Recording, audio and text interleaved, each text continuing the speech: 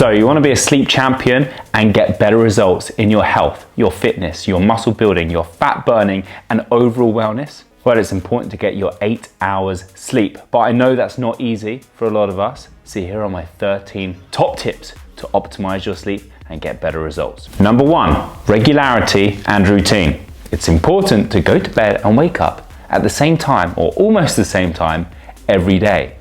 It's important to build up and keep to our circadian rhythm because our body is hardwired to it and it's going to greatly improve our sleep quality and length. So, of course, during the week it might be easier, but even during the weekend where we tend to have lay-ins and go to bed late and watch TV in bed and go out on parties, I know it's difficult socially, but if you can keep to your normal sleep times and wake times, you're going to improve your sleep. Number 2, lights. Bright lights, phones, TVs, laptops, these are all lights going into our system, into our eyes, telling our body to wake up and stay alert, which is the opposite of what we want in the evening as our body needs to start calming down and going into our sleep and having a good quality sleep. So the best recommendation is as the sun's starting to go down, you start to dim the lights, and hopefully before an hour, 2 hours before going to sleep, you need to start coming off of these electronics and stop staring at screens and having bright lights. An extra tip is to maybe try some blue blocker glasses if you still need to do some work or watch TV for a little bit longer. But before going to bed, make sure you try to detach from these lights. Number 3, temperature. Making sure that your room that you sleep in is on the cooler side. Our body naturally drops down in temperature as we sleep. So to support this, we want our environment to be cooler as well. And a little tip that I use is having a hot bath or a hot shower before going to sleep. And this actually tricks the body and cools down our core. And if you can't do a shower or a bath, then simply washing your face or your hands with hot water is a step in the right direction as well. And number 4, stress. A ruffled mind makes a restless pillow. And I'm sure you've all experienced this, as I have. You get to bed, you put your head on the pillow and you just can't stop thinking about all your worries, fears and stresses about tomorrow or the day you've had or money or something you said wrong. All of these things. It doesn't make a very good environment to falling asleep very fast and having good quality sleep. So it's really important to spend the time before going to sleep. Even if you think it's going to get you to bed 5-10 minutes later, it's important to take the time to de-stress. What is it that helps you de-stress? It's personal to you. It might be meditation, it might be music, it might be some reading, making sure that you're not staring at those bright lights that I spoke about, but moving, stretching, things like this, having a bath, things like this can really help de-stress and get you in the right frame of mind so your mind is quieter and slower. So when you put your head on the pillow, you can fall asleep. Number 5, it's a big one, caffeine. A lot of us love caffeine. It's a great stimulant to use pre-workout to boost our workouts and have some good energy or get through the beginning of the day.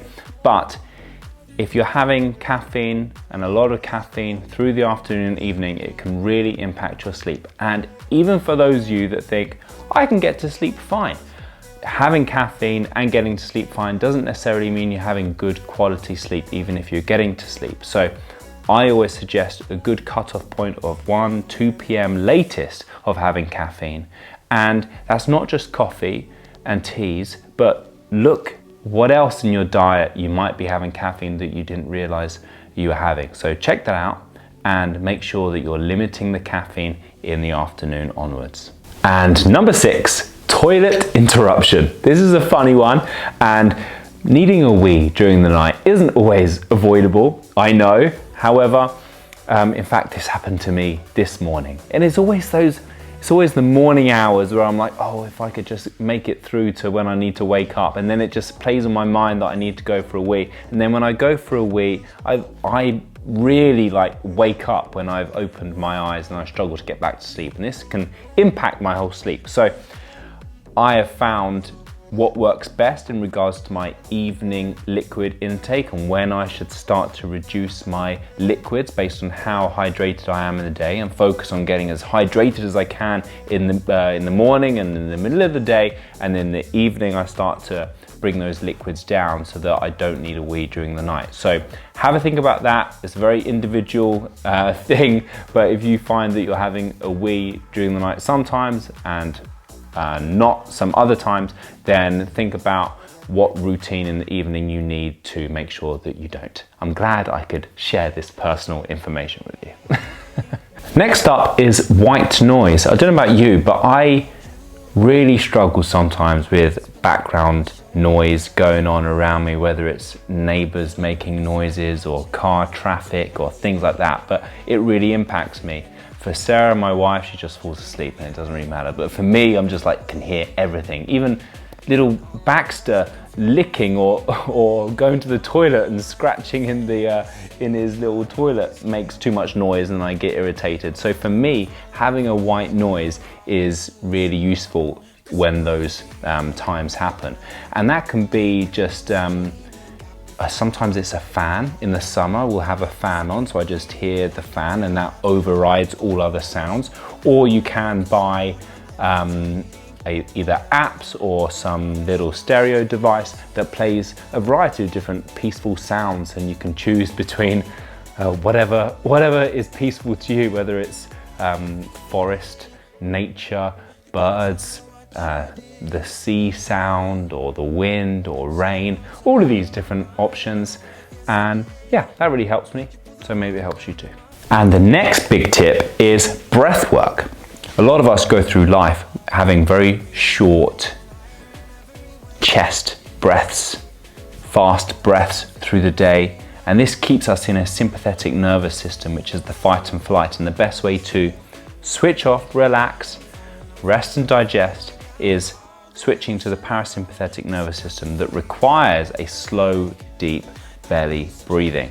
And often in the evening, I should tell myself off, but sometimes I'm working too hard and not following any of the tips I'm giving you. And I get to bed, I'm like, I don't remember the last time I took a nice, big, deep breath. And it's really great to get to bed, or before you get to bed, to spend a few minutes lying down or sitting down and doing some real deep, slow breaths into your belly, sighing out the day, a good 4, 5, 6 seconds in if you can, or even longer, and slow breaths out. And I literally feel the difference in my body and my mind when I do this, especially if I've had a stressful evening and I lay down and do this breath work just for 5 breaths in, 5 breaths out is really transformative. So remember this one.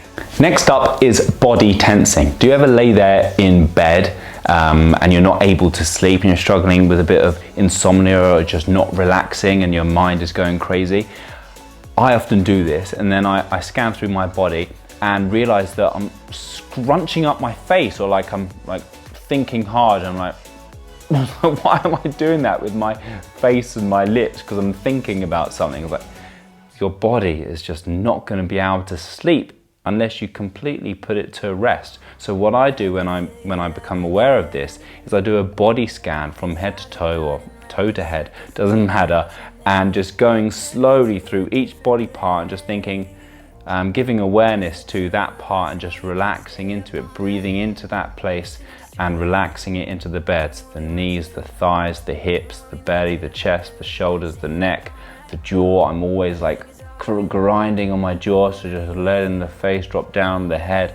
And sometimes if I really need it and I'm tired, I don't even get to finish the body scan and I've fallen asleep. And that shows sometimes that it really works. And sometimes if it didn't work, then you just start again. And it's also a nice way to calm down and take your mind off of stresses. If you are thinking about things and you're overthinking, a body scan is a good little sleepy meditation to try. Digestion is a big one. What time do you finish your last meal? This is important because if you fill your belly up with lots of food and you have big snacks or a big dinner right before going to bed, then your body is prioritizing the digestion, at least for the first few hours of that big meal, and if you try to go to sleep, you may fall asleep. You might not fall asleep if you're really full. I've had that experience a few times. But even if you do fall asleep, your body is not going to prioritize all of its resources to sleep because it's got a lot of digestion work to do. So if you can leave at least 2-3 hours before going to sleep to start your fast, then you're going to have the best quality sleep because that initial digestion is done, and then when you go to sleep, the body can really focus on what it needs to do at that point. Next up is washing. This might be a slightly weird one, and I'm not sure if there's any science here. However, I find that after I've had a shower or a bath, I fall asleep a lot easier, and it's obviously good hygiene anyway, and especially if you've had a workout during the day and haven't washed yet or anything like that. However, it's a great feeling getting into bed nice and clean and feeling fresh, and for me personally it helps me get to sleep. Whether you find this helpful or not, I'm not really sure, but it does for me. But of course it might be something to do with reducing the core temperature like I mentioned in the previous tip. ZMA, or a zinc magnesium supplement, I find really helps me recover and improve my sleep. And magnesium before bed has been shown to help improve people's sleep, especially those who tend to sleep poorly or struggle to get to sleep. So if that's you, consider having some magnesium or a ZMA combination before bed. And lastly, hopefully you haven't fallen asleep, although if you have, then I guess I've done my job pretty well, but not in the way I expected to, is sleepy teas. And this cannot contradict with either the toilet interruption tip or also the caffeine tip. So make sure that you keep those two in mind whilst you're thinking about having a sleepy tea. There's loads of combinations out there. I personally find that ones that have